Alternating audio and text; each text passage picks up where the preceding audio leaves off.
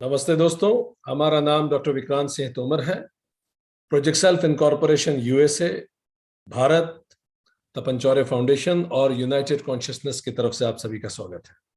हम लोग योग सूत्र सीरीज का अध्ययन कर रहे हैं और आज 41वां सेशन है, 41st सेशन है।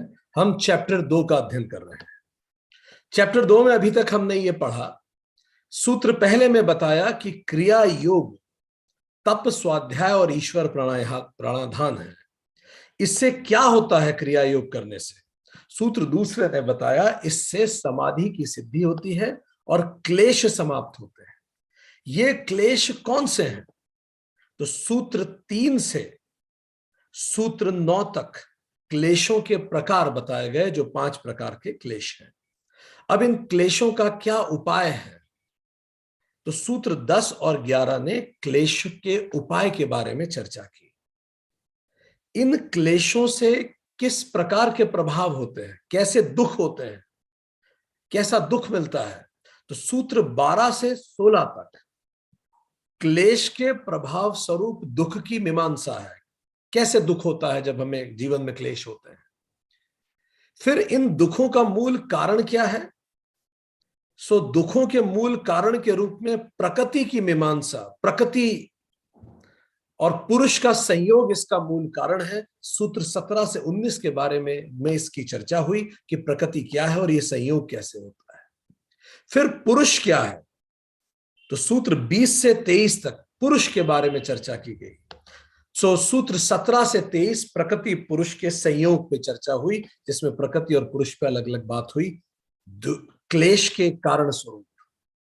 फिर इस संयोग जो प्रकृति और पुरुष का हुआ, इसका कारण क्या है? तो 24वां सूत्र बताता है इसका कारण अविद्या है।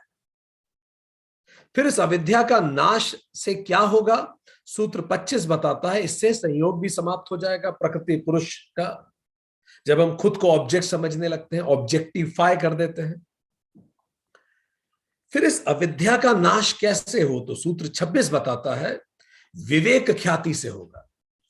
जब विवेक ख्याति प्राप्त होगी हमें, तो अविद्या का नाश हो जाएगा। फिर इस विवेक ख्याति को प्राप्त करने की क्या अवस्थाएं हैं? तो सूत्र 27 बताता है कि इसको प्राप्त करने की, विवेक ख्याति को प्राप्त करने की 7 अवस्थाएं हैं। इसके बाद यह विवेक ख्याति कैसे प्राप्त करें? तो सूत्र 28 बताता है अष्टांगिक योग पर चलना होगा। यह अष्टांगिक योग क्या है? तो सूत्र 29, जिसको हमने पिछले सेशन में चर्चा की थी, यम, नियम, आसन, प्राणायाम, प्रत्याहार, धारणा, ध्यान और समाधि, ये अष्टांगिक योग है। इतनी चर्चाएं हमने पिछले सेशन में की थी। आज उससे आगे बात शुरू करेंगे। चलिए, आज हम बात करने जा रहे हैं सूत्र 30 पे, जो यम को समझाता है। एक एक करके अष्टांगिक योग पर चर्चा शुरू होती है। सूत्र 30, अहिंसा, सत्य, अस्तेय, ब्रह्मचर्य, अपरिग्रह, यमाह। अहिंसा, सत्य, अस्तेय, ब्रह्मचर्य और अपरिग्रह, ये 5 यम हैं। हम चर्चा कर चुके हैं यम का अर्थ है उपरम, मतलब अभाव होना किसी चीज का। यम आर डोंट्स, जो चीजें नहीं करनी है। यदि हमें योग के रास्ते पे चलना है तो पहली सीढ़ी ही यम है। यम का अर्थ है सेल्फ रिस्ट्रेंट, आत्म अनुशासन करना। यह बाह्य आचरण में सुधार करते हैं। हम दूसरों से, दुनिया से, सराउंडिंग से कैसे बिहेव करते हैं, कैसे व्यवहार रखें, उसमें सुधार करते हैं यम। पर दुनिया से व्यवहार तो तब सुधरेगा जब हम सेल्फ कंट्रोल कर पाए। इसीलिए ये आचरण की मर्यादा के बारे में बताते हैं, मर्यादित आचरण पे बताते हैं। ये नैतिकता है, इथिक्स है। ये निवृत्ति मूलक है। आप इनको पढ़ेंगे तो आपको समझ में आएगा, ये समाज से थोड़ा खुद को सिकोड़ने जैसा भी है। पूरी तरह से हम समाज में लिप्त भी ना हो और पूरी तरह से निर्लिप्त भी ना हो। इस तरह से अलिप्त भी ना हो और निर्लिप्त भी ना हो, इस तरह की व्यवस्था यम हमें बताते हैं। यम शासन व्यवस्था का आधार है, एक बेहतर खूबसूरत समाज का आधार है, अच्छे इंटरपर्सनल रिलेशनशिप का आधार है। यम ही धर्म है, इसीलिए यमराज ही धर्मराज है। और जब यम धर्म के अनुसार राज करता है, तही राम राज्य होता है। सो अगर राम राज की स्थापना करनी है किसी भी व्यवस्थाओं में, सो यम को पढ़ना, उसको समझना अनिवार्य है, क्योंकि यही धर्मराज है, यही यमराज है और यही रामराज है। चलिए अब जरा हम समझें। पहला यम है अहिंसा। अ मतलब नहीं, हिंसा मतलब कष्ट देना। सो अहिंसा का मतलब हुआ कष्ट नहीं देना, यह शाब्दिक अर्थ है। अहिंसा को सभी यमों में सर्वोच्च माना गया है। व्यास महाराज कहते हैं सभी यम और नियम का आधार और लक्ष्य अहिंसा ही है। आधार भी अहिंसा है और लक्ष्य भी अहिंसा है। यह बड़ी महत्वपूर्ण बात है। यम और नियम जितने हैं, 5 यम 5 नियम 10, इन दोनों का आधार अहिंसा है। अगर आप अहिंसक नहीं हैं तो फिर सब बेकार है। बस वहीं से कहानी शुरू होती है। पूरी योग की यात्रा का पहला विचार ही अहिंसा है। पहला स्टेप यदि यम है, सीढ़ी यम है, तो पहली सांस अहिंसा है। व्यास जी ये कहते हैं कि यह आधार है यम नियम का, और यम नियम पूरे योग के 8 लिम्स का आधार है। और व्यास जी कहते हैं यह लक्ष्य भी है यम और नियम का। यम नियम जब हम पाते हैं तो उसका लक्ष्य भी अहिंसा तक पहुंचना है। तो ये नीचे भी है, ये ऊपर भी, यही पाताल है और यही आसमान है, बीच में हम हैं। व्यास जी ऐसे कहते हैं। व्यास जी कहते हैं the other niyamas and yamas are rooted in this and they are practised only to bring this to culmination. यही आधार और चरम है। विज्ञान भिक्षु महोदय कहते हैं जैसे एक हाथी के फुटप्रिंट में, हाथी का पैर इतना बड़ा छपता है धरती पे, उसमें बहुत सारे दूसरे छोटे मोटे जानवर आ सकते हैं, हिरण का पैर आ सकता है, कुछ जानवर तो रह ही ले उसमें छोटे छोटे से। ऐसे ही सारे यम को आप केवल अहिंसा में डाल सकते हैं। ये इतना महत्वपूर्ण है, ये इतना महत्वपूर्ण यम माना गया है अहिंसा। परमो धर्म, सबसे बड़ा धर्म है ये। इसकी परिभाषा व्यास महाराज ने बहुत खूबसूरत दी है। हमने हमारे जीवन में अहिंसा की इससे सुंदर परिभाषा कभी नहीं पढ़ी। इनफैक्ट बड़ा मुश्किल है डिफाइन करना अहिंसा। कई लोगों के मन में, हम लोगों के मन में यह बात भी आती है कि भाई कोई हम पे प्रहार करे तो क्या हम चुप हो जाएं। कई लोगों के मन में यह आता है कोई मां का अपमान करे तो क्या चुपचाप देखते रहे, कोई अन्याय करे तो भी क्या अहिंसक रह ले। कितनी सारी बातें हम लोग करते हैं। इन सारे प्रश्नों का उत्तर व्यास जी महाराज अपने परिभाषा में देते हैं। सुनिए, सर्वकाल में क्या है अहिंसा, वो बता रहे हैं। सर्वकाल में सर्व प्रकार से सर्व प्राणियों का चित्त में भी द्रोह न करना अहिंसा है। चित्त में भी कष्ट न देना अहिंसा है। आई विल रिपीट, सर्वकाल में सर्व प्रकार से सर्व प्राणियों का चित्त में भी द्रोह न करना या कष्ट न देना अहिंसा है। Absence of any tendency to hurt और injure any living being in any manner in any circumstances is called non-violence, ahimsa, non-injury. अब एक एक शब्द हम पढ़ते हैं और समझते हैं। पहला शब्द है सर्वकाल में। सर्वकाल में सूत्र 31 इसको और डिफाइन करता है, जरा समझे। सूत्र 31 कहता है, योग सूत्र चैप्टर 2, जाति देश काल समय अनवच्छिन्नाः सार्वभौमाः महाव्रतम, जाति, देश, काल और समय की सीमा से रहित सर्व भूमियों में पालन करने योग्य होने से ये यम महाव्रत कहलाते। ये पांचों यम हमें कैसे पालन करना है? जाति, देश, काल, समय की सीमा से परे इनको पालन करना है। क्या मतलब हुआ इसका? चलिए हम समझे। हम क्या पढ़ रहे हैं? व्यास महाराज की परिभाषा का पहला शब्द, वो शब्द क्या है? सर्वकाल में। सर्वकाल को समझने के लिए हमने सूत्र 31 पढ़ा, जो ये कह रहा है सर्वकाल का मतलब क्या? जाति, देश, काल, समय, इन सब के परे इसको पालन करें तो ये क्या कहलाता है? महाव्रत। चलिए अब एक एक शब्द समझते हैं सूत्र 31 का, ताकि हम समझ पाए व्यास महाराज क्या कहते हैं, क्या कहना चाह रहे हैं जब वो कह रहे हैं सर्वकाल में। ठीक, समझे। पहला शब्द जाति। जाति द्वारा संकुचित ना हो, जातियों से परे हो आपकी अहिंसा। एप्लीकेबल टू ऑल बीइंग्स, सारी बीइंग्स जितनी भी हैं उन सब पे ये लागू हो, वो ये कहना चाहते हैं। सूत्र 31। इसका मतलब क्या?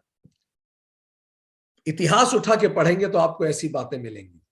मैं गाय की हत्या नहीं करूंगा, बाकी किसी भी जानवर को मैं मार सकता हूं। अब ये कौन सी अहिंसा है? व्यास महाराज चकित कह रहे हैं ये कौन सी अहिंसा है? शास्त्र चकित कि ये कौन सी अहिंसा है? आप गाय की हत्या नहीं करेंगे, बाकी सबकी हत्या कर सकते हैं, ये अहिंसा नहीं है। व्यास महाराज ने जो परिभाषा दी है ये हिंसा है, एक अलग प्रकार की हिंसा है, एक रिफाइंड मॉडिफाइड हिंसा है। क्योंकि जीव, भगवान कृष्ण गीता में कहते हैं सर्वभूतानां, मैं सभी भूतों में हूं। हाँ, ये सच है कि कुछ पशु मानवता के लिए, मानवता के कल्याण के लिए ज्यादा योगदान देते हैं, कुछ पशु कम योगदान देते हैं, पर बीइंग तो सभी हैं, जीवन तो सभी में है। तो इसको हम कहेंगे सेलेक्टिव हिंसा। ठीक, कि मैं एक पशु के प्रति आदर रखूंगा, बाकी के प्रति नहीं रखूंगा, उसकी हिंसा नहीं होने दूंगा, बाकी की हो जाए तो मुझे समस्या नहीं है। फिर मैं ब्राह्मणों की हिंसा नहीं करूंगा, बाकी सबको मार सकता हूं। आप भारत की कई इतिहास की किताबें पढ़िए, ब्राह्मण को सजा नहीं दूंगा, ब्राह्मण को नहीं मारूंगा, बाकी को मार सकता। ये किस तरह की हिंसा है? जो सम्मान आप एक वर्ग के लिए रखते हैं, दूसरों के लिए भी रखिए। यही चुनौती अर्जुन के सामने थी, और इसीलिए भगवान कृष्ण अर्जुन को कह रहे थे मैं तुझे जाने नहीं दूंगा, क्योंकि तुझे लग रहा है तू अहिंसक हो गया है, तू बेईमानी कर रहा है। तो ये कह रहा है कि पितामह भीष्म और गुरु द्रोण को नहीं मार सकता, बाकी कोई आ जाए, परिवार को नहीं मारूंगा, बाकी कोई आ जाए तो गाजर मूलियों की तरह काट के रखूंगा, फिर मुझे कोई चिंता नहीं, बाकी सबको मार सकता हूं, बाकी सबको मार सकता हूं। तो ये इसीलिए कृष्ण अर्जुन को बार बार जोर देते हैं कि तू युद्ध कर, क्योंकि तू हिंसक है अंदर से। इसलिए जब अर्जुन, बाद में आपने गीता में पढ़ा भी, अर्जुन कहता है कि मैं तो संन्यास लेना चाहता हूं, कृष्ण कहते भी तू हिमालय पे बैठ के भी युद्ध सोचेगा, क्योंकि हिंसा तेरी यहां भरी हुई है, तू अहिंसक नहीं है। तो ये नहीं कह रहा, अगर वो ये कह देता मैं किसी को नहीं मारूंगा, मैं एक चींटी तक को नहीं मारना चाहता, कृष्ण कहते हैं बात खत्म, कोई गीता की जरूरत नहीं, चलो घर चलते हैं, नहीं लड़ना। पर वो ये नहीं कह रहा है, वो कह रहा है बाकियों को मारूंगा, इनको नहीं मारूंगा। यही तो हिटलर ने कहा, मैं जर्मनी को प्रेम करूंगा और ज्यू की हत्या करूंगा। अच्छा, ज्यू के अलावा भी किसी को नहीं मारूंगा, बस ज्यू को मारूंगा। यही अलग अलग रूप में आपको इतिहास में पढ़ने को मिलेगा। मैं नारियों का बड़ा सम्मान करूंगा, शास्त्र में लिखा, पर एक पर्टिकुलर वर्ग की अगर नारी होगी तो उसको अपने वक्ष स्थल ढकने के लिए भी मूलाकरणम टैक्स देना पड़ेगा। केरल में इस तरह के टैक्स भी पढ़ने में आए। ये किस प्रकार की अहिंसा है? इसी ने तो इस देश को तोड़ के रखा है। इंसान को इंसान ना समझना। इसीलिए तो बाबा साहब अंबेडकर इसी हिंसा से परेशान होके उन्होंने धर्म ही त्याग दिया कि अगर धर्म को गलत तरीके से डिफाइन किया जाएगा, उसको बहुत ही कुछ पर्टिकुलर लोग अपने विचार से उसको बना के प्रस्तुत करेंगे, तो लोग सफोकेट करते हैं, फील करते हैं, और उन्होंने बौद्ध धर्म अपना लिया। इसी को तो क्रूसेड कहा गया कि मैं अपने धर्म के लोगों को नहीं मारूंगा, दूसरों के धर्म के लोगों को काट दूंगा। कि कैसी अहिंसा है और ये कैसे धर्म हो सकता है? इसी को लोगों ने बुद्ध शिकन कहा। बुद्ध शिकन का मतलब जहां जहां मूर्तियां दिख रही हैं सब तोड़ दो। अब धर्म की बात को इस तरह से रखा जाए, हां ठीक है परमात्मा निर्गुण है, पर इसका मतलब यह थोड़ी है कि अगर कहीं भी सगुण दिख रहा है तो उसको तोड़ दो जाके। यह हिंसा नहीं है क्या? पर धर्म के नाम पे बामियान बुद्धा अफगानिस्तान उसकी मूर्तियां तोड़ देगी। हिंदुस्तान के सारे मंदिरों में आप जाके देखें, आत्मा आपकी कांप उठेगी देख के कि किस कदर हिंसा बरपाई गई शांति के पल मंदिरों में। ये सब हिंसा ही तो है। अंग्रेजों ने कहा गोरों की हिंसा नहीं करेंगे, बाकियों को मारेंगे, कालों को मार सकते हैं। ये किस प्रकार की हिंसा है और ये किस प्रकार की अहिंसा है? मार्टिन लूथर किंग, जिन्होंने प्रोटेस्टेंट आंदोलन शुरू किया, जिन्होंने क्रिश्चियनिटी में रिफॉर्म किया, उन्होंने कहा कि अगर ज्यू को अच्छा जीवन व्यतीत करना है तो उन्हें क्रिश्चियनिटी में कन्वर्ट होना पड़ेगा, नहीं तो परेशानियां झेलने के लिए तैयार होना पड़ेगा। ये कैसी अहिंसा? तो व्यास जी ये कह रहे हैं ये अहिंसा नहीं है, ये हिंसा है। ये हर तरह से हिंसा है, ये हर प्रकार से हिंसा है। आप पढ़ेंगे, मैं पुरुषों से हिंसा नहीं पर स्त्रियों को दबाऊंगा। ये कैसी अहिंसा है? कितने सारे देशों में स्त्रियों को सालों लग गए वोटिंग राइट्स लेने में, ड्राइविंग राइट्स लेने में।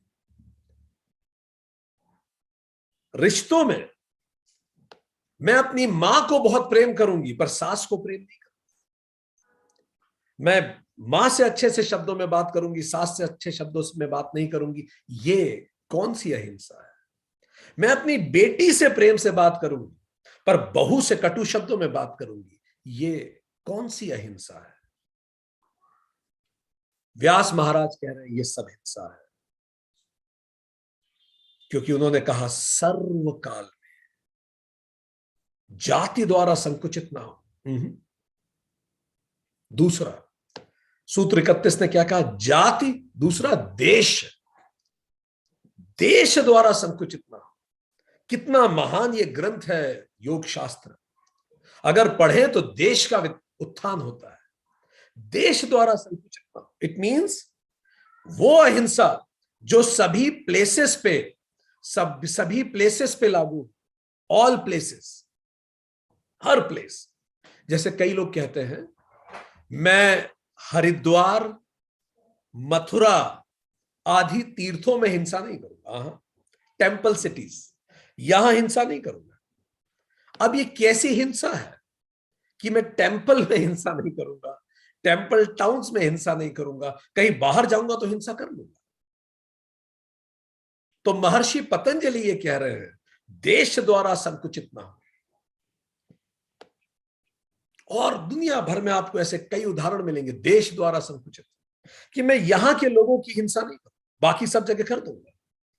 आप पढ़ें यूएस डिक्लेरेशन ऑफ इंडिपेंडेंस 1776, आप पढ़ें यूएस डिक्लेरेशन ऑफ इंडिपेंडेंस,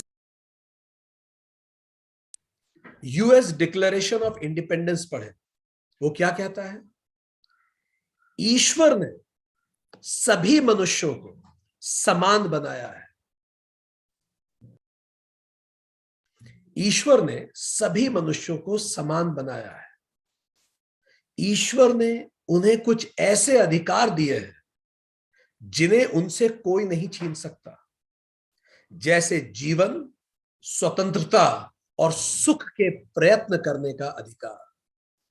इस विचार से अमेरिका इस दुनिया में आया।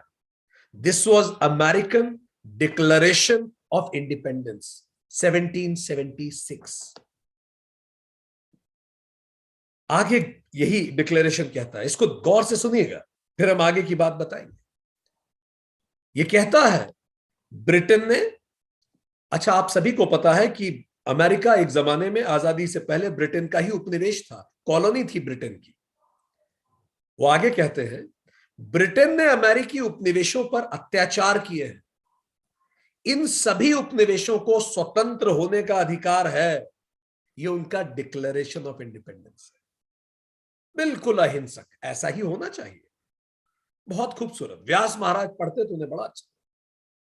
पर अब सुनिए आगे क्या होता है, हम आपको डेट के साथ बता रहे हैं।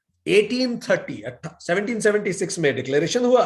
1830 अमेरिका के जो नेटिव्स थे, रेड इंडियंस, उनके अगेंस्ट ए एक्ट पारित होता है। उस एक्ट का नाम है इंडियन रिमूवल एक्ट, क्योंकि वहां सोना मिल गया था जहां ये नेटिव इंडियंस रहते थे, तो उनको वहां से हटा देना था। उनके लिए एक अलग से टाइगर रिजर्व जैसा रिजर्व बना दिया, अब आप तुम सब वहां जाओ। ट्रांजिट में एक जगह से दूसरी जगह जाने में 20,000 लोग मारे गए। 20,000 नेटिव्स जिनकी वो जमीन थी। और उस समय के जो राष्ट्रपति थे रूजवेल्ट, उनको हम कोट कर रहे हैं, उन्होंने क्या कहा, Indians are destined to vanish under the pressure of white civilisation. उनकी किस्मत ही है व्हाइट सिविलाइजेशन के प्रेशर में खत्म हो जाने की। ये कैसी अहिंसा है। 1898 में राष्ट्रपति ये कहते हैं, मुझे फिलिपाइन द्वीप हड़पने का ईश्वर से आदेश मिला है, क्योंकि ये लोग अपना शासन खुद नहीं चला पाएंगे। सन 1900 में प्रेसिडेंट थियोडोर रूजवेल्ट कहते हैं, श्वेत जाति सभ्य है और अश्वेत जाति असभ्य समाज है। 1904 में राष्ट्रपति ये कहते हैं, सुनिए, अमेरिका को पूरे अमेरिकन कॉन्टिनेंट में यूरोप का दखल रोकने का अधिकार है।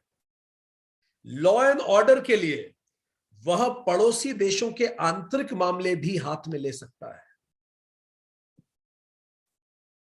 यह है सेलेक्टिव नॉन वायलेंस। व्यास महाराज कहते हैं ये नहीं चलेगा। जैसे भारत में कास्टिज्म नहीं चलेगा, ऐसे ये नहीं चलेगा। एक खूबसूरत स्पीच है, हम आपको पढ़ के सुनाते हैं, सोचिएगा स्पीच किसकी है।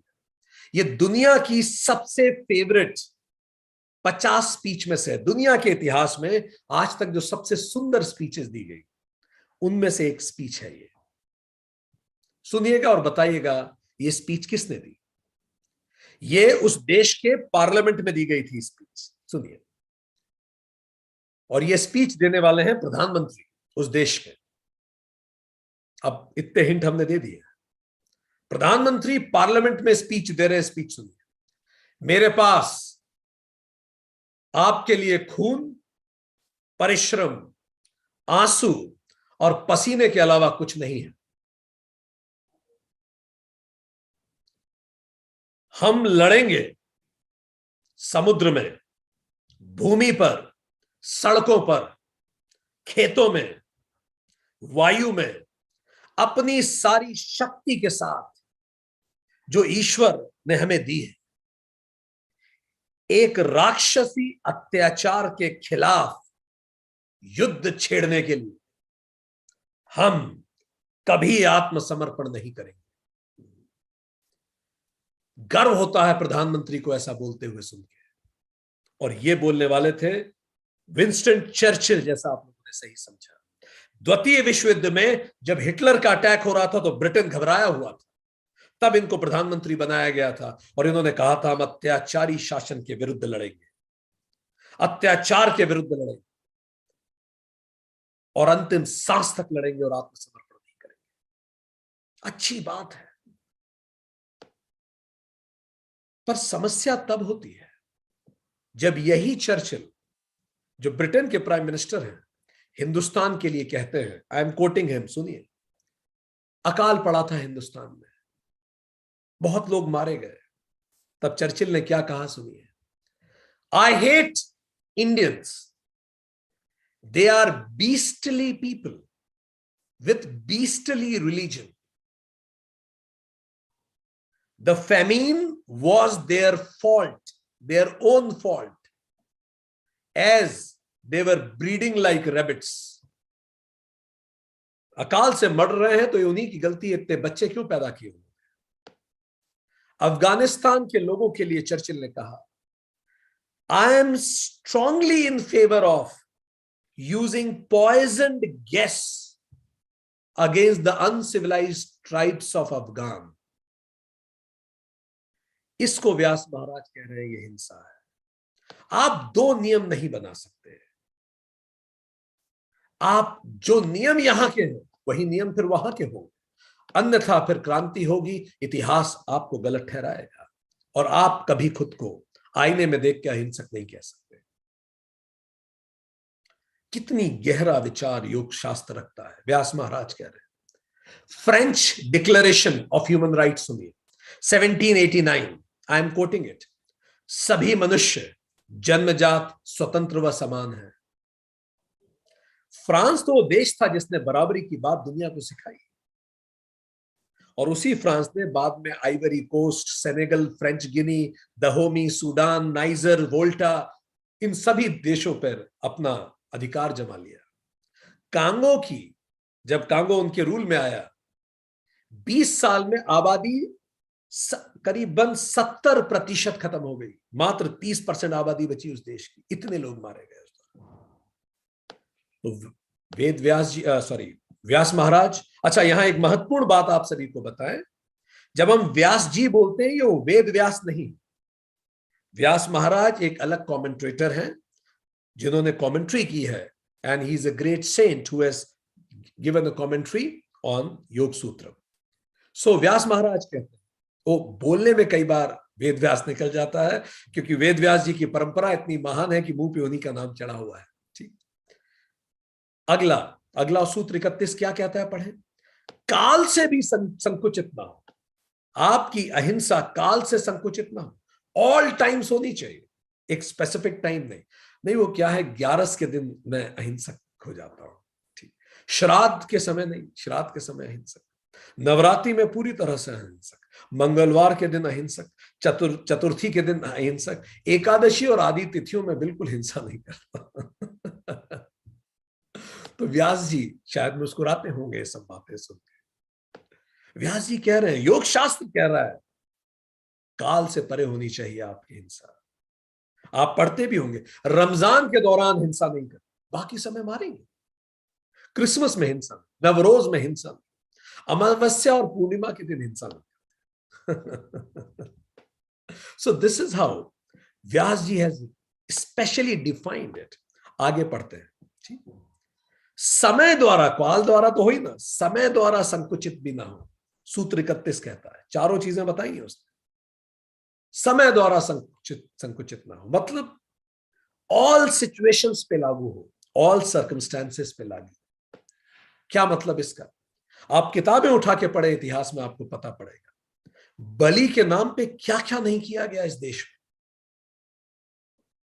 ऐसे भी ब्राह्मण इस देश में पैदा हुए जिन्होंने राजाओं को प्रेरित किया कि वो जीव की हत्या करें, बलि दें। राज सूर्य यज्ञ, एक युद्ध में 12,000 बैल की बलि हो जाती थी। तो इस देश ने इस सृष्टि के महानतम ब्राह्मण भी देखे, और ऐसे ब्राह्मण भी देखे हैं जिन्होंने इसके लिए प्रेरित किया। वेद उपनिषद ब्राह्मणों ने सृजित किए, इतने महान ग्रंथ उन्होंने दिए, पर फिर कालांतर में कुछ लोगों ने इसको गलत इंटरप्रेट किया, शायद अपने फायदे के लिए, इससे देश भी टूटा। सो देव, बलि, इन सब के लिए हिंसा करो। मैं केवल, पहले राजा कहते थे, मैं केवल ब्राह्मण यज्ञ के लिए हिंसा करूंगा, अन्यथा नहीं करूंगा, बलि के लिए हिंसा करूंगा। भगवान बुद्ध कितनी सुंदर बात कहते थे, भगवान बुद्ध कहते थे, बलि अगर देनी ही है तो पशु की नहीं, पशुता की दीजिए, अपनी इच्छाओं की बलि दे दीजिए, परमात्मा उसको स्वीकार करेगा।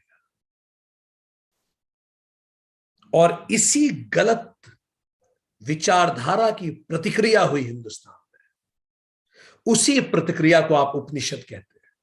जब वेदों को गलत ढंग से परिभाषित किया कुछ लोगों ने, तो कुछ महान दृष्टा ऐसे भी हुए जिन्होंने उसे सही ढंग से संश्लेषित किया, उसी को उपनिषद कहते हैं। वो भी ब्राह्मण थे। इसकी प्रतिक्रिया बुद्ध के रूप में आई, बौद्ध धर्म पैदा हुआ। इसी हिंसा की प्रतिक्रिया भगवान महावीर के रूप में आई, जैन धर्म पैदा हुआ। इसी हिंसा की प्रतिक्रिया स्वरूप महात्मा गांधी ने अपने समय में अहिंसा की ऐसी मूर्तमान स्थापना की कि आज भी दुनिया में जब अहिंसा की बात होती है, गांधी को सब याद करते हैं। गांधी जी 1915 में भारत आए। 1917 में चंपारण में किसान नील की खेती कर रहे थे। सरकार उन्हें सही पैसा नहीं दे रही थी उसकी, अंग्रेज लोग। गांधी जी ने उनकी बात समझी और उसके बाद एक अहिंसक आंदोलन में बैठ गए। अब बड़ी अजीब सी स्थिति थी। भारत में ऐसा किसी ने कभी देखा नहीं था। जो लोग ये सोचते हैं अहिंसा से कुछ नहीं हो सकता, उन्हें गांधी को पढ़ना चाहिए। अब वो तो बैठ गए। उन्होंने बोला मैं खाना नहीं खाऊंगा जब तक आप मेरी बात नहीं मानो। मैं बैठ गया यहां। अब बैठना तो नहीं कोई इलीगल काम था, गांधी कुछ इलीगल नहीं कर रहे थे, बस वो बैठ गए। उनके साथ लोग बैठ गए जिनको लगता अहिंसा कमजोरों का अस्त्र है, जरा वो गौर से सुनो। वो बैठ गए। उन्होंने बोला मैं खाना नहीं खाऊंगा। पेपर में खबर छपी, गांधी भूखे बैठे। कलेक्टर जो था, कलेक्टर ने ध्यान भी नहीं दिया, बैठने दो, मरने दो। अगले दिन पेपर में फिर खबर छपी, गांधी भूखे बैठे। पीछे भीड़ बढ़ने लगी, फिर पेपर में खबर छपती थी, गांधी भूखे बैठे। ऊपर से कलेक्टर को भी शायद मैसेज आया होगा, क्यों हीरो बना रहे हो भाई उसको, खत्म करो बात, जरा सी तो बात है, रोज पेपर में छप रहा है, बिना बात हीरो बनाए जा रहे हो। कलेक्टर ने शायद बात की होगी उनसे और अंततः बात मान ली गई कि जरा सी बात है। पर जैसे ही बात मानी, पेपर में छपा, देखिए गांधी जीत गए। अब अहिंसा एक ऐसा आंदोलन बन गया गांधी के पास जहां हार थी नहीं। अगर वो भूखे बैठे अहिंसक तो सरकार की बदनामी, और सरकार अगर बात मान ले तो भी सरकार हार गई। अब यहां दोनों तरफ जीती है गांधी की। पर फिर इतने दिन भूखे बैठने की क्षमता ये हर किसी में नहीं होती। अगर लाठी पड़े तो उसको सहने की क्षमता, प्रतिरोध न करने की क्षमता, ये कमजोरों के दिल की बात नहीं, ये बहुत सशक्त लोग कर सकते हैं। इसी आंदोलन को बढ़ाते चले गए। फिर उन्होंने असहयोग आंदोलन किया, बस यही था, मॉडल बड़ा हो गया। 1919, 2 साल बाद जलियांवाला बाग कांड हुआ, गांधी जी का खून खौल गया। उन्होंने बस वही कहा, हम असहयोग करेंगे, अहिंसक आंदोलन।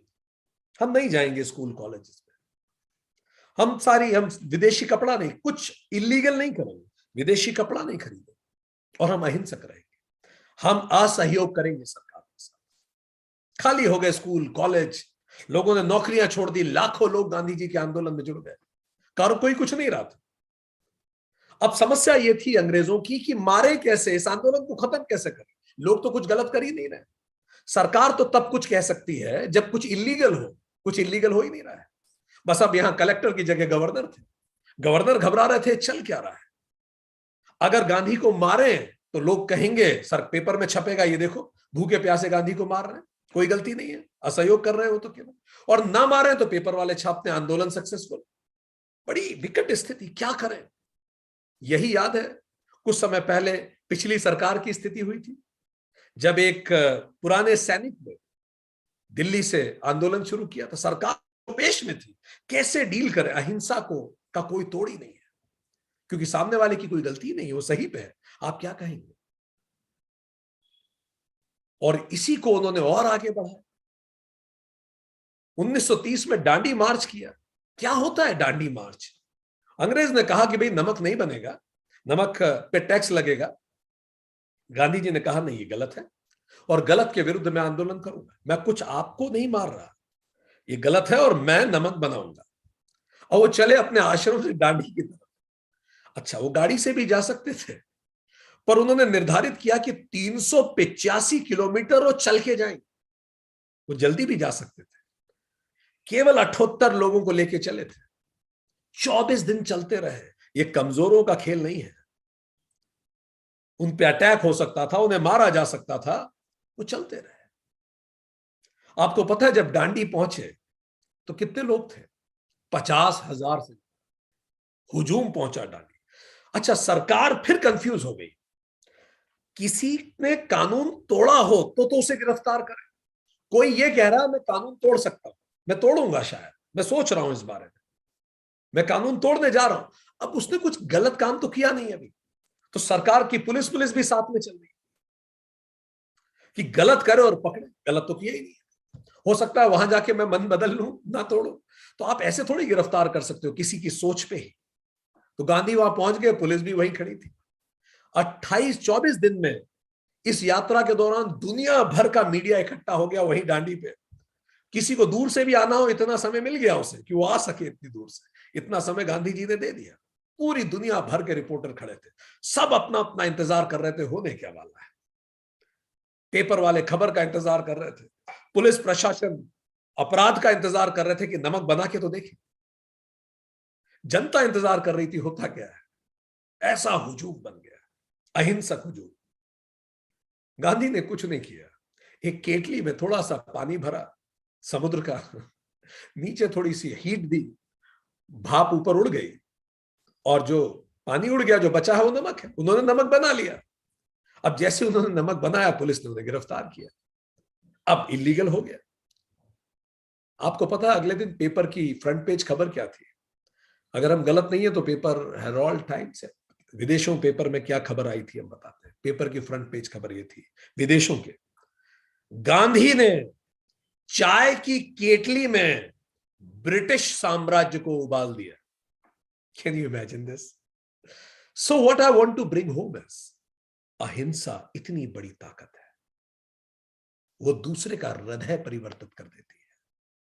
सो यही व्यास महाराज कह रहे हैं कि अहिंसा को आप सही ढंग से समझें। ये वो अहिंसा नहीं है जिसको हम रोजमर्रा भाषा में उपयोग कर लेते हैं। ठीक, अब व्यास महाराज ने पहला शब्द क्या कहा था, उसको समझ पाए इतनी देर से। पहला शब्द था उनका, याद कीजिए, सर्वकाल में। उसको समझने के लिए हमने सूत्र 31 पढ़ा। ठीक, अब दूसरा शब्द क्या था उनकी अहिंसा की परिभाषा में? सर्व प्रकार से। सर्वकाल में, सर्व प्रकार से। अब सर्व प्रकार का क्या मतलब है जरा समझे। सूत्र 34 इसके मतलब को थोड़ा समझने में मदद करेगा। सूत्र 34 एक बड़ा सूत्र है, उसको हम बार बार रिपीट करेंगे आगे वाले सेशंस में भी। वितर्काः हिंसादयः कृतकारिता अनुमोदिताः लोभ क्रोध मोह पूर्वक मृदु मध्य अधिमात्रा दुख अज्ञान अनंत फलाः इति प्रतिपक्ष भावनम। यम और नियम के विरोधी हिंसा आदि भाव, ये विरोधी है यम नियम के, वितर्क कहलाते हैं। ये 3 प्रकार के हैं, हिंसा आदि भाव 3 प्रकार। स्वयं के किए हुए, दूसरों से करवाए, अन्यों के लिए, अन्यों के किए का समर्थन करना। ये तीनों हिंसा के प्रकार बताया गया सूत्र 34। इनके कारण क्या है, व्यक्ति ऐसा क्यों करता है? लोभ क्रोध और मोह है, सूत्र कहता है। इसमें भी छोटा मध्यम और अधिमात्रा के भेद हैं। ये दुख और अज्ञान रूप अनंत फल देने वाले हैं। अनंत फल मतलब कर्मों के बंधन में बांधने वाले। इस प्रकार विचार करना ही प्रतिपक्ष भावना है। इस पे अपन बाद में चर्चा भी करेंगे आगे। जरा समझे, इस सूत्र ने हिंसा के 3 अन्य प्रकार और बता दिए। स्वयं हिंसा का, खुद हिंसा करना, खुद ही मारना, खुद ही शब्दों से किसी की हिंसा करना, खुद हिंसा करना। दूसरा, खुद ना करना, दूसरों से करवाना। हिटलर ने एक भी रिटन आदेश नहीं दिया था कि होलोकॉस्ट किया जाए, एक भी लिखित आदेश नहीं है। पर होलोकॉस्ट हुआ ना, यह भी हिंसा है, भले आपने ना की हो, पर आपने करवाई है आपके आदेशों से। और तीसरी, अन्यों की हिंसा का अनुमोदन करना। कोई दूसरा हिंसा कर रहा हो और आप उसका अनुमोदन करें, हाँ ठीक है, ठीक है। अब अनुमोदन मौन भी हो सकता है या बोल के भी हो सकता है, ठीक। अनुमोदन करना, यही भीष्म पितामह ने किया, हिंसा का अनुमोदन। यही द्रोणाचार्य ने किया, द्रौपदी का जब चीरहरण होता था तो हिंसा का अनुमोदन किया, होने दिया। तो ये भी हिंसा ही है। ये जो सूत्र है ऊपर, उसने 3 वेग भी बताए हैं हिंसा के। देखिए कितना फाइनर लेवल पे हिंसा को डिफाइन किया जा रहा है, ठीक। स्वयं करूं, करवाऊं या अनुमोदन करूं, वो भी हिंसा है। अब 3 वेग भी है हिंसा के। पहले को बोलते हैं मृदु, दबा दबा सा गुस्सा। आप में से कितने लोगों के अंदर दबा दबा सा गुस्सा है? हाथ खड़ा करें, या आपको लगता है? दूसरा मध्यम, हल्का गुस्सा, थोड़ा दिखता है, अंदर दबा हुआ नहीं, दिखता भी, बोलने में, व्यवहार में आ जाता है। तीसरा तीव्र, तेज गुस्सा। ये सब हिंसा है, व्यास महाराज कहते हैं ये सब हिंसा है। आगे बढ़े, सर्व प्राणियों का, तीसरा शब्द क्या यूज किया व्यास महाराज? सर्व प्राणियों का। इस पे हम पहले चर्चा कर चुके हैं। ऐसा नहीं इस प्राणी को मारूं और उसको छोड़ दूं, ऐसा सर्व प्राणी। अगर आपको इसको गहराई में समझना है तो सबसे सही तरीका है जैन धर्म को आप पढ़ें। अहिंसा में जैन धर्म ने जिन ऊंचाइयों को छुआ है वो कल्पनातीत है। उनके साधु मुंह पे मास्क लगाते हैं ताकि एक छोटा सा भी जीव की हिंसा ना हो। वो खाना स्वयं नहीं बनाते ताकि आग से कोई पतंगा ना मर जाए। जमीन के नीचे के जमीकंद को नहीं उखाड़ते ताकि किसी का घर बर्बाद ना हो, छोटे से माइक्रो जीव का। पानी को अत्यधिक शुद्ध करके पीते हैं ताकि अहिंसा स्थापित कर सके। जहां रास्ते पे चढ़ते हैं, झाड़ू से रास्ता साफ करते हैं, कोई जीव हो तो हट जाए। इसीलिए रात को नहीं चलते कि कोई पैर के नीचे जीव न मर जाए। इसीलिए शायद उन्होंने ट्रांसपोर्ट के मीन्स ज्यादा उपयोग नहीं किए, क्योंकि जब आप गाड़ियों से जाते हैं तो पोल्यूशन में कई जीव मर सकते हैं। यहां तक जैन धर्म की पुस्तकों में पढ़ने में आता है कि यदि कोई आपको मारे तो भी हिंसा से प्रत्युत्तर ना दे, भले मर जाएं पर हिंसा से प्रत्युत्तर ना दे। ये महाव्रत कहलाता है जैन संतों का।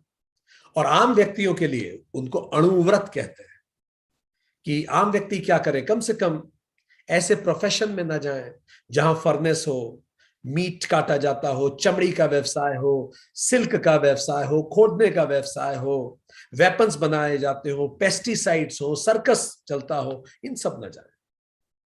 सो बहुत गहराई तक जाकर जैन धर्म ने इसको परिभाषित किया और इसीलिए वो कहते हैं अहिंसा परमो धर्म, ये उनका आधार है। भगवान महावीर कहते हैं सभी जीव दुख से घबराते हैं ये जानकर किसी को दुख ना पहुंचे। जीसस कहते हैं do to your neighbours as you want for yourself. यही जीसस के अनुसार बाइबल का सार है। जब जीसस से पूछा गया बाइबल का सार क्या है, पूरी बाइबल मुझे ना पढ़नी, अगर एक बात आप बताओ कि सार क्या है, 2 बातें बताओ सार क्या है। पहला उन्होंने बोला प्रभु में विश्वास रखो, और दूसरा किसी के साथ ऐसा ना करो जो तुम्हें खुद के साथ पसंद नहीं, ना शब्द में ना कर्म में। गुरु गोविंद सिंह जी जब खालसा को चुनते थे तो पहला व्यक्ति जो खालसा बन के आया वो दया सिंह था, कंपैशन। दूसरा व्यक्ति जो अपने को बलि देने आया गुरु के आह्वान पे वो धर्म सिंह था। कंपैशन का ही तो धर्म का आधार बनता है।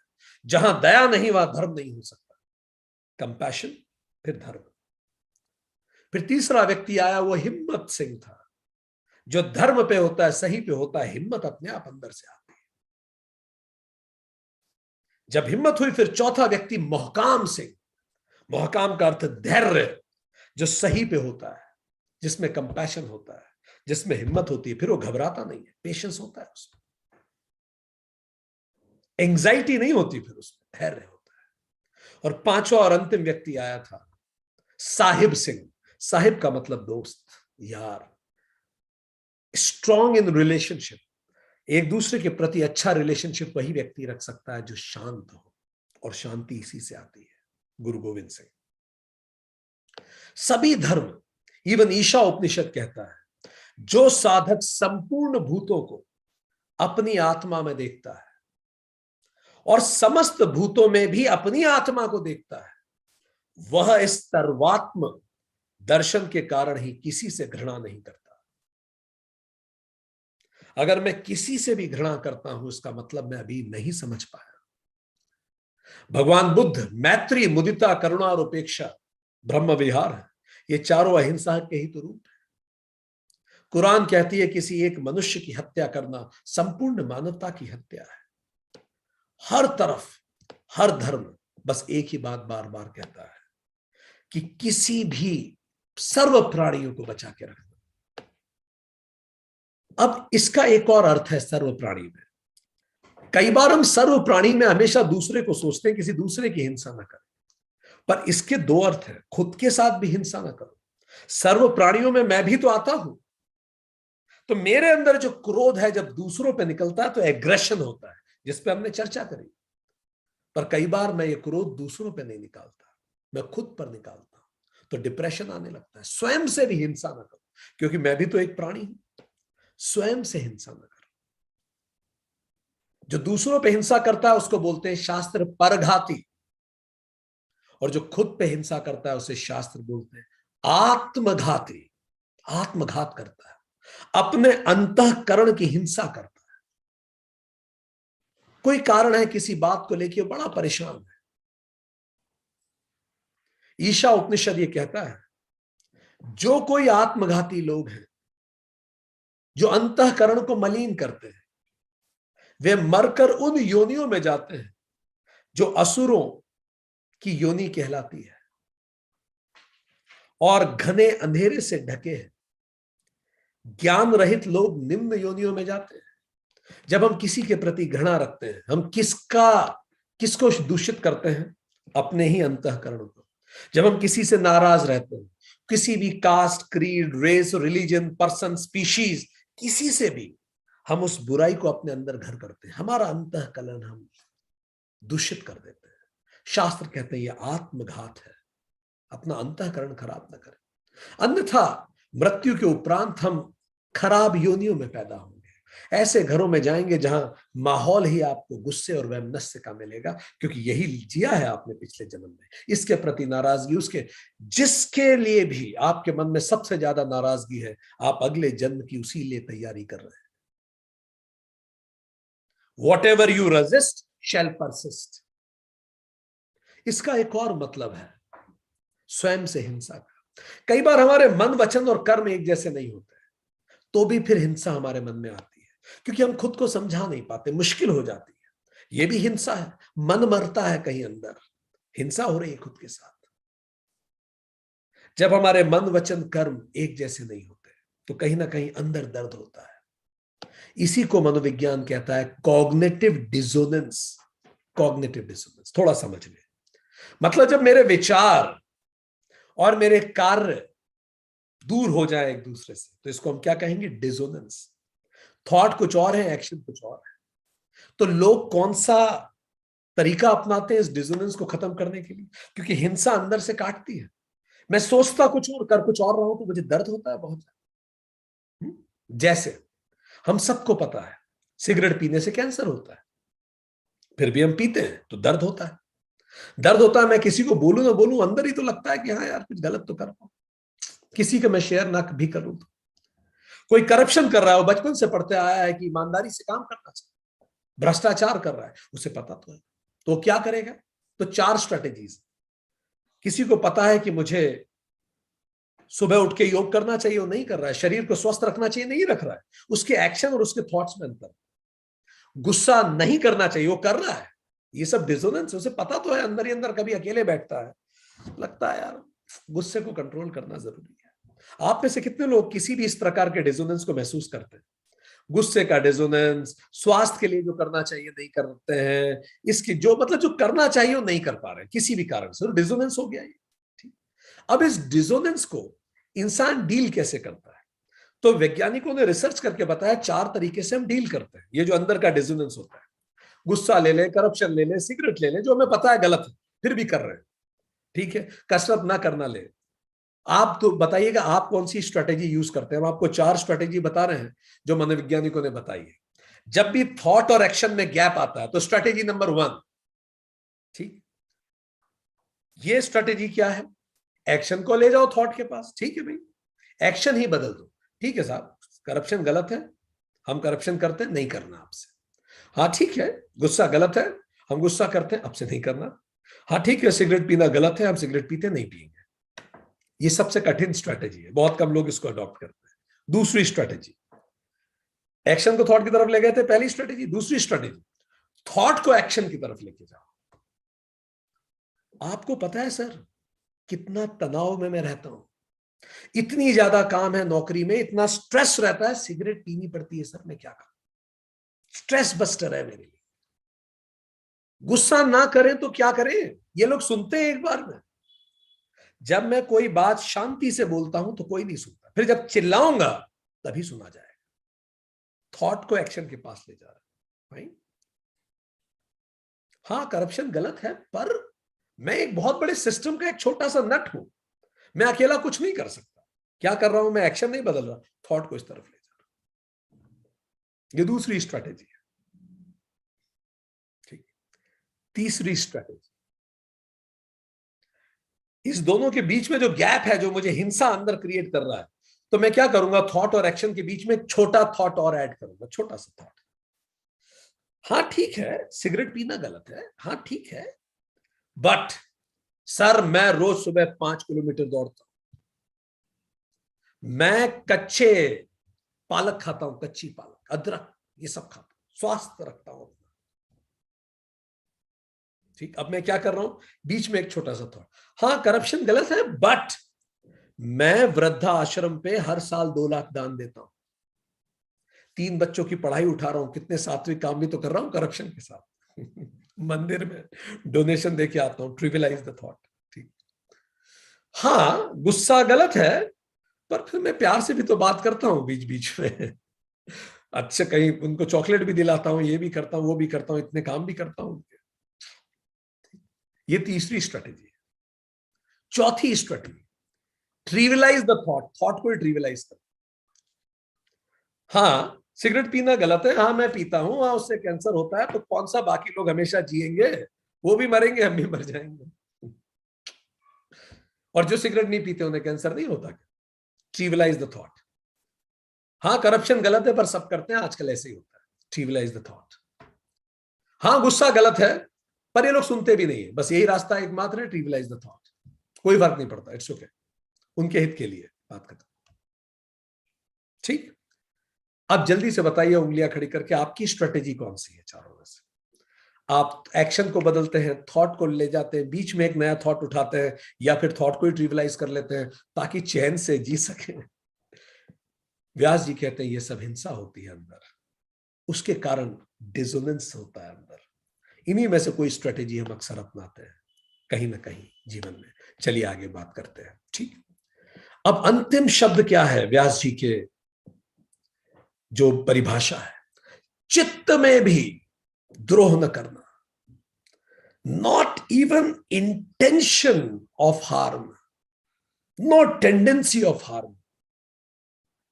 अब इसके 2 मतलब हैं, इसको समझ लेने जैसा है। चित्त में भी कष्ट न देना, तो अब हिंसा के 3 नए स्तर बता दिए। पहला, कर्मों से हिंसा करना, किसी को हाथ से मारना, किसी को कलम से मारना, कर्म करना ऐसा जिससे हिंसा हो। ठीक, दूसरा वचनों से मारना, इतना कड़वा बोलना, इतना कड़वा बोलना कि वो मर ही जाए इंसान। हम कहीं पढ़ते थे एक जोक की बुक में, हरियाणा की एक घटना है। एक व्यक्ति ने मुखिया जी को बोला, मुखिया जी आपके खेत तो बहुत लहरा रहे हैं। तो मुखिया जी ने बोला, फूंक दे। ठीक, फूंक दे उसे। अब इस तरह के उत्तर देना, कड़वे शब्दों का प्रयोग करना, किसी को कष्ट देना वचनों से, आप ऐसे व्यक्तियों को जानते हैं अपने आसपास जो वचनों से कष्ट देते हैं? फाइन।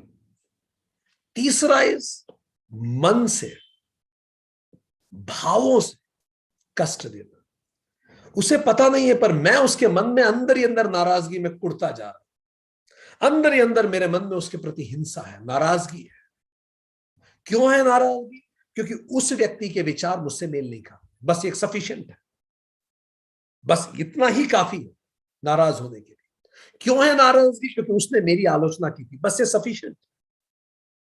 मतलब मैं उसको पसंद करूंगा कि नहीं करूंगा पूरी तरह से उस पर निर्भर है। वो तारीफ कर दे तो मेरे लिए अच्छा है, वो बुराई कर दे तो मेरे लिए बुरा है। जरा सोच के देखिए, हम ऐसे कितने लोगों को आप जानते हैं जो आपकी खूब बुराई करते हैं तो भी आप उन्हें बहुत पसंद करते हैं? सोचिए उनके नाम। थिंक। चित्त से भी हिंसा न करना। जैसे द्रोण और द्रुपद चित्त में हिंसा थी, पूरा महाभारत करवा दिया दोनों ने मिलकर। जैसे कर्ण और अर्जुन चित्त में हिंसा थी। ये चित्त की हिंसा अंदर बहुत गहरी, इसको निकलना जरूरी है, तभी कुछ परिवर्तन आ सकता है। और अगर किसी को लगता है कि इसे निकालना बड़ा कठिन है, उसे मार्टिन लूथर किंग को पढ़ना चाहिए। Martin Luther king junior I am talking about. 1955 की यह घटना है। रोज अ पार्क रोजा पार्क एक लेडी थी जो ब्लैक लेडी थी। उसको, वहां अमेरिका की यह घटना है, उसने गोरों के लिए सीट नहीं छोड़ी। 1955 की बात है। तब ऐसा नियम था कि अगर गोरे आएंगे तो ब्लैक्स को उठना पड़ेगा। उसने नहीं छोड़ी तो उसकी बहुत बेइज्जती की गई। तब मार्टिन लूथर किंग ने मंडे बायकॉट मूवमेंट शुरू किया। ये नॉन कॉपरेशन मूवमेंट ही था गांधी जी जैसा। अब यह था कि कोई भी ब्लैक बस से नहीं जाए। बट यहां एक अंतर है। Martin Luther King says, I love these white people. मैं उनसे नफरत नहीं करता। वो कहते हैं, I am quoting him, love the person and hate the deed. हम उल्टा करते हैं। When we hate the person तो फिर परेशानी बढ़ जाती है।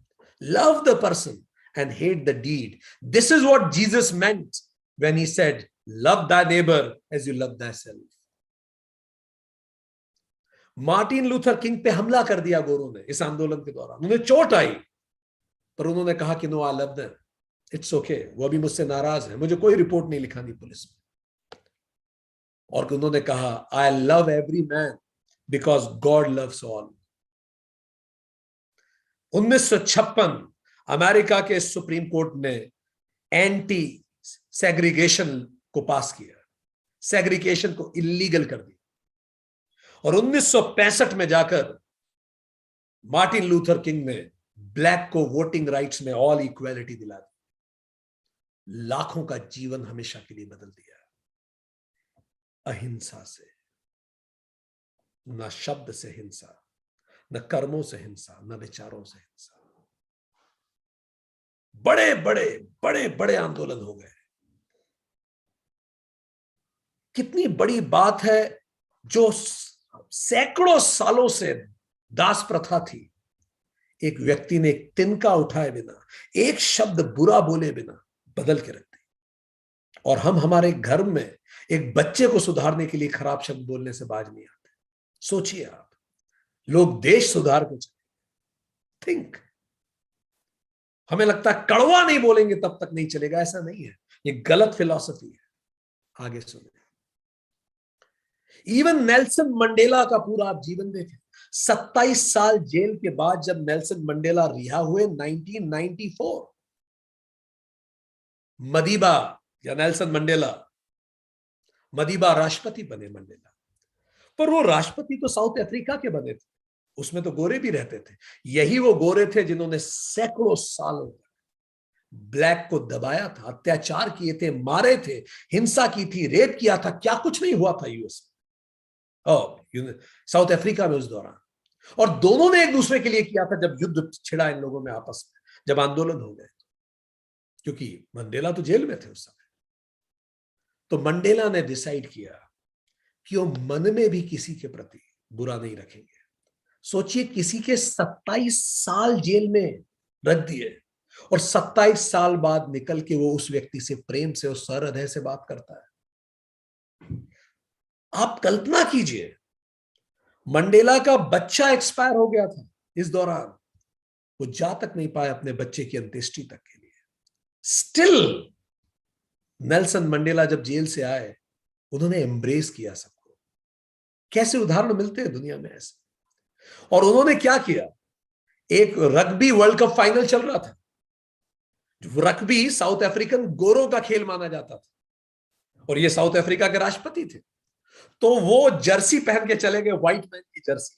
स्प्रिंग बॉक्स उस टीम का नाम था। वही हैट, वही जर्सी। व्हाइट लोगों के खेल में व्हाइट लोगों की जर्सी पहन के उनका ब्लैक प्रेसिडेंट बैठ गया। मैच जीता उन लोगों ने। और उस दिन वो जीत व्हाइट साउथ अफ्रीका की नहीं थी, वो जीत साउथ अफ्रीका की जीत थी।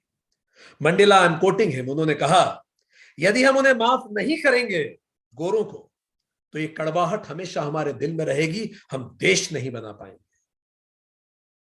और तब उन्होंने दुनिया में वो शुरू किया जो उनके बाद आज तक कोई ना कर सका, ट्रुथ एंड रिकंसिलिएशन कमीशन, जिसमें उन्होंने आर्क बिशप डेसमंड टूटू को लिया। और उसके बाद बस सिंपल ये बात है, आप सबके सामने आइए, अपनी गलती के लिए माफी मांगिए, आप माफ हैं, माफ किया आपको। कोई कानून, कोई कानूनी कार्रवाई नहीं, कोई जेल नहीं, माफी आप। अमेरिका के राष्ट्रपति बिल क्लिंटन भौचक्के रह गए। उन्होंने कहा, I am coating bill Clinton, मानवता के इतिहास में प्रथम बार था जब अपनी गलती के लिए प्रायश्चित कर लेने भर से माफ कर दिया जाएगा। और यह राष्ट्रीय स्तर पे किया।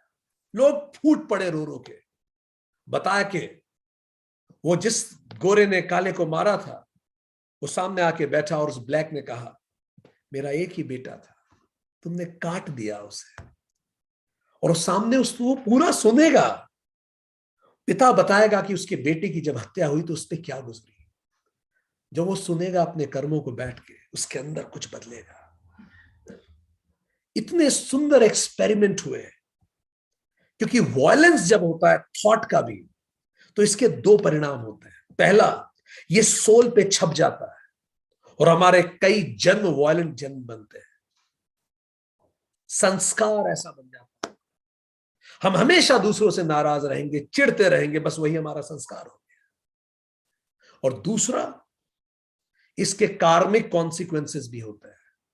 आज जिसको मैंने कष्ट दिया है, कल वो मुझे कष्ट देने आएगा, या उसी प्रकार का कष्ट मुझे मिलेगा। वो ना भी आए, कोई दूसरा आके मुझे कष्ट देगा, ताकि मैं खुद को इंप्रूव कर सकूं। आदि शंकराचार्य कहते हैं, ahimsa must be followed in thoughts, deeds and words. इन तीनों में अहिंसा का पालन किया जाना अनिवार्य है। अहिंसा इन तीनों में पालन की जानी चाहिए। सो जब हम अहिंसा की बात करते हैं, वेद व्यास जी इस गहराई में जाकर उस अहिंसा जो चित्त की है उसे बताते हैं। आगे वेद व्यास जी कहते हैं, जब इसको आगे, ये जो चित्त वाली बात है, इसको एक और तरीके से समझा जा सकता है जो बड़ा इंपॉर्टेंट है। वो ये है कि चित्त में भी द्रोह न करना का मतलब absence of any tendency to hurt और इंजर एनीबडी। ऐसी टेंडेंसी ही ना होना। वाचस्पति मिश्रा कहते हैं, इसका मतलब इंटेंशंस गलत ना होना। तो अगर आपने कोई भी कार्य किया, वो सही है कि गलत है, वो हिंसक था कि नहीं, तो व्यास जी और वाचस्पति मिश्र दोनों कहते हैं, इंटेंशंस चेक करो। Violence is not defined by the act but by the intention. तो अब जब भी कभी आप कोई कर्म करें, तो सबसे पहले खुद से पूछिए, आई एक्टेड? पहला प्रश्न, क्या इससे किसी दूसरे को कष्ट हुआ? ठीक, अगर उत्तर है हां, तो फिर दूसरा प्रश्न, मेरी इंटेंशन क्या था? अब दो ऑप्शन हो सकते हैं, यहां बहुत ईमानदारी से खुद को चेक कीजिए। अगर मेरे इंटेंशन में अधर्म था, अधर्म क्या था? याद कीजिए सूत्र 34 में, क्रोध। क्रोधवश मैंने कह दिया, क्रोध था, उसके प्रति मन में बुरा नहीं था, पर क्रोध आ गया, मोह, लोभ, काम, मद या जेलसी, मत्सर्य, एरोगेंस में मैंने कह दिया, इनमें से कोई भी काम, क्रोध, लोभ, मोह, मत्सर्य और मद, arrogance, anger, extreme desire, greed, extreme attachment या फिर जेलसी, मैंने किसी को भी कष्ट दिया इनमें से, तो यह हिंसा है। तो फिर अहिंसा क्या है? मैंने किसी को कष्ट दिया और अगर मेरे मन में, चित्त में ऐसी कोई टेंडेंसी नहीं थी, चित्त में धर्म था, इसका मतलब धर्म की स्थापना के लिए मैंने किया, प्रेम से किया, कर्तव्यवश किया, रोग निवारण के लिए किया, किसी के हित में किया, न्याय करने के लिए किया, धर्म स्थापना के लिए किया, तो यह राइट इंटेंशन था। इसका मतलब मां का चांटा हिंसा नहीं है,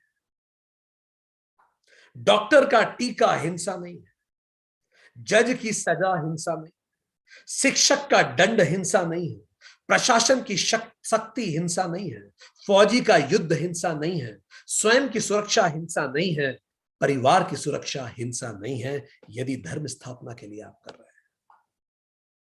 और धर्म क्या है? धर्म के 4 पैरामीटर हैं।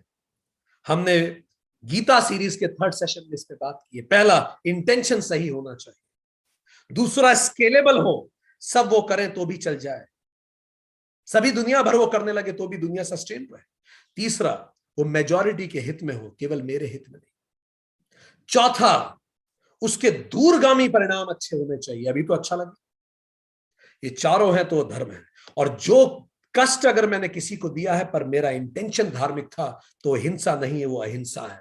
इसीलिए गीता चैप्टर 2 वर्स 31 में भगवान कृष्ण कहते हैं, स्वधर्म को समझकर भी तुझे हिचकना उचित नहीं है। धर्म युद्ध की अपेक्षा क्षत्रियों के लिए अधिक श्रेयस्कर कुछ नहीं हो सकता। युद्ध कर अर्जुन। अगले श्लोक में भगवान कृष्ण बोलते हैं चैप्टर 2 वर्स 32, हे पार्थ, ये तो अपने आप प्राप्त हुआ मानो स्वर्ग का द्वार ही खुल गया है।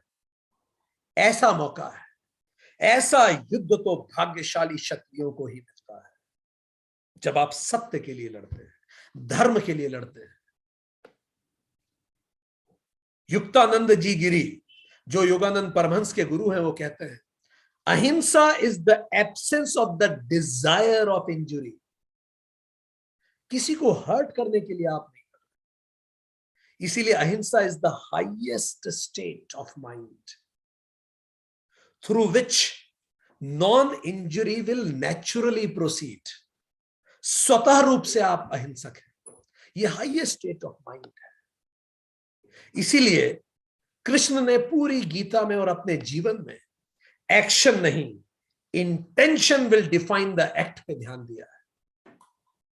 इसीलिए आप देखिए कृष्ण का जीवन, युधिष्ठिर को झूठ बोलने के लिए कहा, कह दो अश्वत्थामा मारा गया। अर्जुन को लड़ने के लिए कहा कि लड़ो। दुर्योधन के दरबार में जाके न लड़ने के लिए कहा। शिशुपाल जब अभद्र भाषा बोल रहा था तो उसे बोलने के लिए कहा।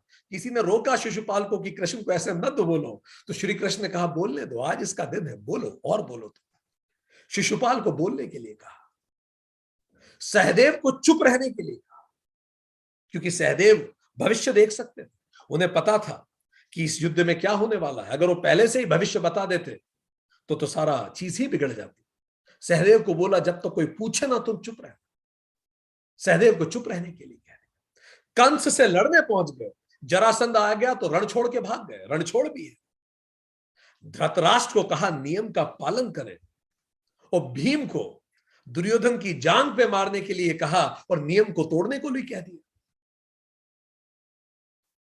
भले कृष्ण ने माखन चुराया, वस्त्र चुराया या किसी का मन चुराया, भले मधुबन में रहे हो या कुरुक्षेत्र में रहे हो, भले उन्होंने रास किया हो या रण किया हो, उनके चित्त में धर्म की स्थापना थी। तो जब आप धर्म की स्थापना के चित्त में लेके कार्य करते हैं तो निश्चित तौर पे आप अहिंसक होते हैं। वेद व्यास जी ने कहा टेंडेंसी ना हो आपकी, कहीं गहराई नहीं, और उस प्रति ईमानदार रहे। अब आगे बात करें। अब हम आपको एक स्केल बता रहे हैं। हम आपको 15 प्रश्न पूछेंगे, आपको 10 में से अंक देने हैं। यह अहिंसा स्केल है। अगर बिल्कुल आप वैसे ही हैं तो 10 में से 10 दीजिए, बिल्कुल वैसे नहीं है तो 0 दीजिए। उसी के बीच में आपको करना है। चलिए सुनते जाइए। बिल्कुल वैसे के वैसे तो 10 में से 10, ऐसा नहीं है तो 0। ठीक। पहला, मैं ऐसा कोई कार्य नहीं करता जिससे किसी को भी कष्ट हो। मैं ऐसा कोई कार्य नहीं करता जिससे किसी को भी कष्ट हो। अंक दीजिए। दूसरा, मैं ऐसा कोई शब्द नहीं बोलता जिससे किसी को भी कष्ट हो।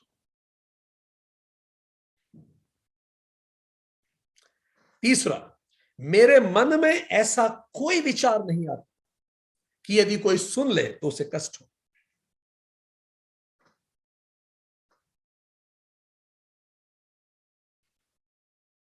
चौथा, मेरे हर कार्य के पीछे एक सात्विक उद्देश्य होता है। स्वार्थी नहीं, सात्विक उद्देश्य होता है। पांचवा, यदि सारी दुनिया बिल्कुल वैसे ही कर्म, शब्द और विचार अपना ले जैसे मेरे हैं तो दुनिया बेहतर हो जाएगी।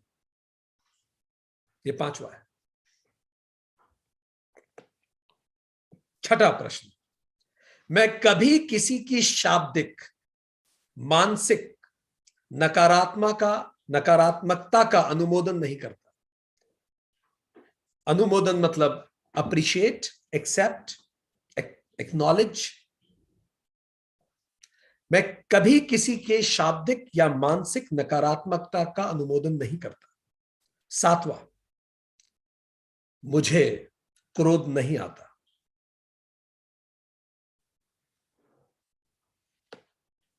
आठवां, मैं अपने मन की हर बात या कष्ट किसी को बता पाता हूं।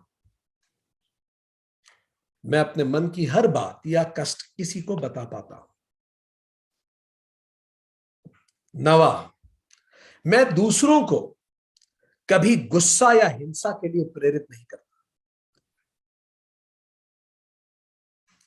10वां, मैं कभी जीव हत्या का माध्यम नहीं बनता।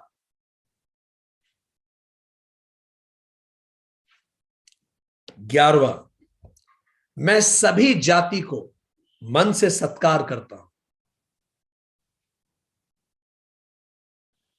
बहुत ईमानदारी से अंक देते जाइए। 12वां, मैं सभी धर्मों का मन से सम्मान करता हूं। 13वां, मैं सभी लिंग को समानता से देखता हूं। भले वो लेस्बियन हो, ट्रांसजेंडर हो, मेल हो, फीमेल हो, सबको मैं समानता से देखता हूं। 14वां, मैं स्वयं से नाराज नहीं रहता। मैं स्वयं से नाराज नहीं रहता। अगर बिल्कुल ऐसा ही है तो 10 में से 10 दीजिए, ऐसा नहीं है तो कम दीजिए। अंतिम, मुझे कभी अवसाद महसूस नहीं होता। अवसाद मतलब दुख, गहरा दुख। मुझे कभी अवसाद, लंबे समय तक जो गहरा दुख चलता है उसको अवसाद कहते हैं, महसूस नहीं होता। लंबे समय तक दुख मुझे महसूस नहीं होता। अब आप अंक जोड़ लीजिए। अगर आपके 0 से 30 है तो आप हिंसक हैं, जो हमें नहीं लगता आपके आए होंगे आप में से किसी के।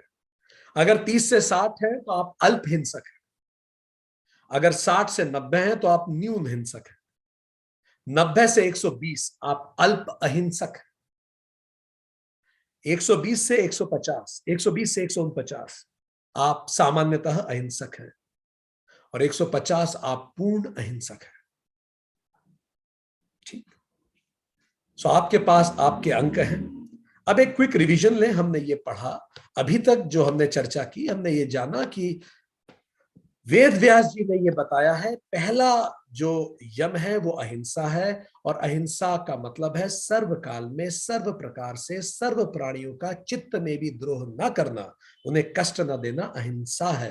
वेद व्यास जी ने कहा है। और इसी को सूत्र 31 में बताया गया है महर्षि पतंजलि ने, जाति देश काल समय की सीमा से रहित सर्व भूमियों में पालन करने योग्य होते हुए ये यम महाव्रत कहलाते हैं। ये महाव्रत हैं क्योंकि हम हर स्थिति में इनका पालन करते हैं। और आने वाले सेशन में हमने हिंसा के 15 आयाम पढ़े। आज के सेशन में पहला हमने देखा सर्वकाल, उसमें हमने जाना पहला देश, काल, समय और जाति से परे अहिंसक होना चाहिए मुझे। ये 4 क्षेत्र हो गए।